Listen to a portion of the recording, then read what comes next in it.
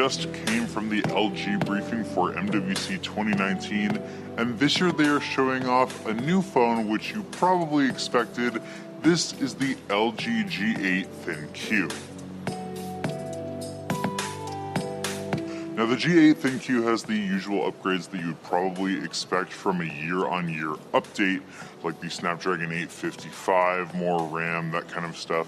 But the biggest things that are upgrades in this generation are a new time of flight sensor, which enables some really interesting features, as well as a crystal sound OLED display, which basically puts the speaker below the display.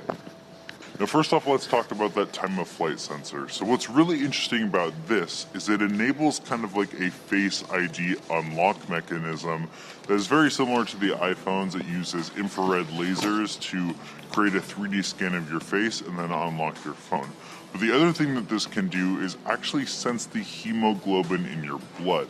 So what LG is enabling here is the ability to wave your hand over the phone, have it read your veins, read the hemoglobin in your blood, and then use that as a unique identifier to actually unlock your device. Now I'm not sure exactly why everyone would want to use this, especially if you could use a 3D face unlock or Face ID, as well as that fingerprint sensor on the back of the device.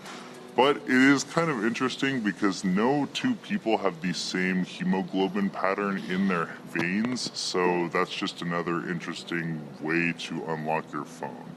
The other cool thing you can do with this time of flight sensor is use it to manipulate your device without actually touching it.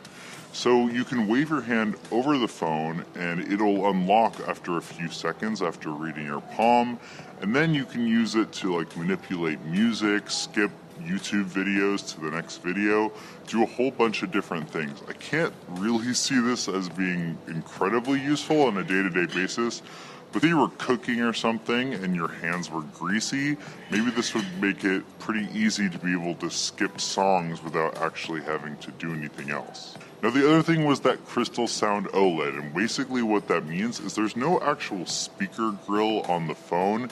You've just got the screen and then there's speakers below the screen. And what this kind of enables is it makes it a little bit easier for LG to make this IP68 compliant, so it's completely waterproof. It does have a couple microphones on the side of the phone, but it basically vibrates the display and pushes the sound through the display since it's an OLED, which actually works pretty well in our testing so far. Just a quick note that our MWC coverage is brought to you by Digit Daily, your daily dose of tech straight to your inbox. Check out the description below to learn more. Now, strangely enough, on the back, you're still only getting a dual camera array here. You're not getting the 3 cameras that we saw in the LG V40, but you can kind of assume that they're saving that triple camera setup for the V40 series, which is kind of interesting considering a number of other manufacturers have actually put 3 cameras in the back of their phones this year, but we might see that next year.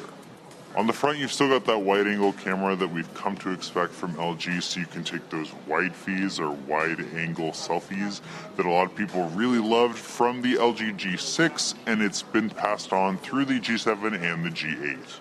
Besides that, you've got everything you've come to expect from LG, like IP68 water resistance, wireless charging, all that kind of stuff. It's pretty much